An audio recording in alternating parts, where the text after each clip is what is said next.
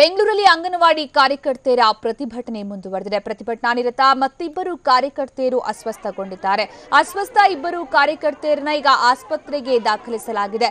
ಆಂಬ್ಯುಲೆನ್ಸ್ನಲ್ಲಿ ಆಸ್ಪತ್ರೆಗೆ ಸಿಬ್ಬಂದಿ ಕರೆದಿದ್ದಾರೆ. ಮಲ್ಲೇಶ್ವರಂನ ಕೆಸಿ ಜನರಲ್ ಆಸ್ಪತ್ರೆಗೆ ದಾಖಲಿಸಿ ಚಿಕಿತ್ಸೆ ನೀಡಲಾಗ್ತಾ ಇದೆ.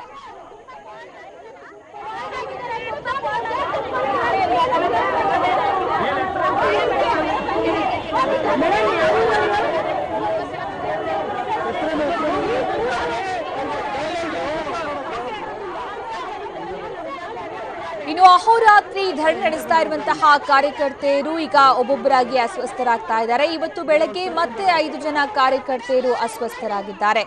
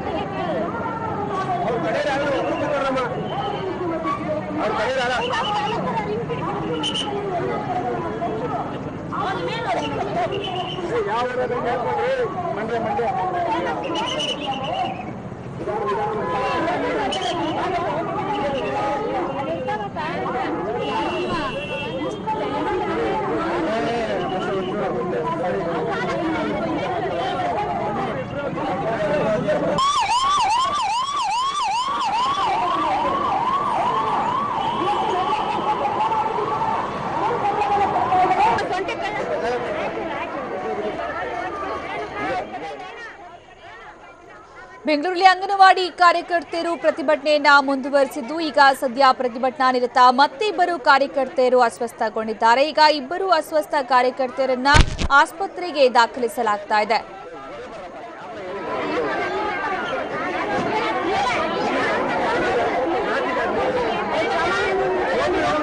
ಅಸ್ವಸ್ಥ ಕಾರ್ಯಕರ್ತೆಯರನ್ನ ಮಲ್ಲೇಶ್ವರಂನ ಕೆಸಿ ಜನರಲ್ ಆಸ್ಪತ್ರೆಗೆ ಈಗ ದಾಖಲಿಸಿ ಚಿಕಿತ್ಸೆಯನ್ನ ಕೊಡಲಾಗ್ತಾ ಇದೆ. ಇನ್ನು ಬೆಳಗ್ಗೆಯಿಂದ ಕೂಡ 5 ಜನ ಕಾರ್ಯಕರ್ತೆಯರು ಅಸ್ವಸ್ಥಗೊಂಡಿದ್ರು. ಈಗಾಗಲೇ ಹೇಳಿದಂತೆ ಮನೆ ಮಠವನ್ನ ಬಿಟ್ಟು ಮಕ್ಕಳ ಜೊತೆಗೆ ರಸ್ತೆಯಲ್ಲೇ ಮಲಗಿ ರಸ್ತೆಯಲ್ಲೇ ಉಂಡು ಸರಿಯಾದ ಕುಡಿಯುವಂತಹ ನೀರಿನ ವ್ಯವಸ್ಥೆ ಕೂಡ ಇಲ್ಲದೆ ಶೌಚಾಲಯ ವ್ಯವಸ್ಥೆ ಕೂಡ ಇಲ್ಲದೆ ಪರದಾಡ್ತಾ ಇರುವಂತಹ ಮಹಿಳೆಯರು ದಿನಗಳೆದಂತೆ ಒಬ್ಬೊಬ್ಬರಾಗಿ ಅಸ್ವಸ್ಥರಾಗ್ತಾ ಇದ್ದಾರೆ. ಹೀಗಾಗಿ ತಕ್ಷಣ ಅವರ ಬೇಡಿಕೆಗೆ ಸಂಬಂಧಪಟ್ಟಂತೆ ಸರ್ಕಾರ ಸೂಕ್ತವಾದ ಮನಸ್ಸನ್ನ ಮಾಡಿ ನಿರ್ಧಾರವನ್ನ ಕೈಗೊಳ್ಳಬೇಕಾಗಿದೆ. ಏಪ್ರಿಲ್ 19ಕ್ಕೆ ಮಾತುಕತೆ ನಡೆಸ್ತೀವಿ ಅಂತ ಸಿಎಂ ಹೇಳಿದ್ರು ಕೂಡ ಅದಕ್ಕೆ ಅಂಗನವಾಡಿ ಕಾರ್ಯಕರ್ತೆಯರು ಒಪ್ಕೊಳ್ಳೋದಕ್ಕೆ ಸಿದ್ಧರಿಲ್ಲ.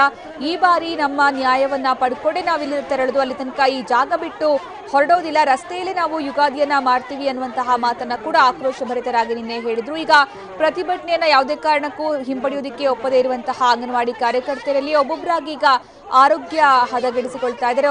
ಒಬ್ಬರಾದ್ಮೇಲೆ ಒಬ್ರು ಅಸ್ವಸ್ಥಗೊಳ್ತಾ ಇರುವಂತಹ ಘಟನೆ ವರದಿ ಆಗ್ತಾ ಇದೆ. ಇನ್ನು ಈಗಾಗಲೇ ಬೆಳಗ್ಗೆ ಇವತ್ತು 5 ಜನ ಕಾರ್ಯಕರ್ತರು ಅಸ್ವಸ್ಥಗೊಂಡಿದ್ರು. ನಿನ್ನೆ ಸುಮಾರು 7 ಜನ ಕಾರ್ಯಕರ್ತರು ಅಸ್ವಸ್ಥಗೊಂಡಿದ್ರು. ಈಗ ಮತ್ತೆ ಇನ್ನಿಬ್ಬರು ಕಾರ್ಯಕರ್ತರು ಅಸ್ವಸ್ಥಗೊಂಡಿದ್ದು ಅವ್ರನ್ನ ಮಲ್ಲೇಶ್ವರಂನ ಕೆಸಿ ಜನರಲ್ ಆಸ್ಪತ್ರೆಗೆ ದಾಖಲು ಮಾಡಲಾಗಿದೆ.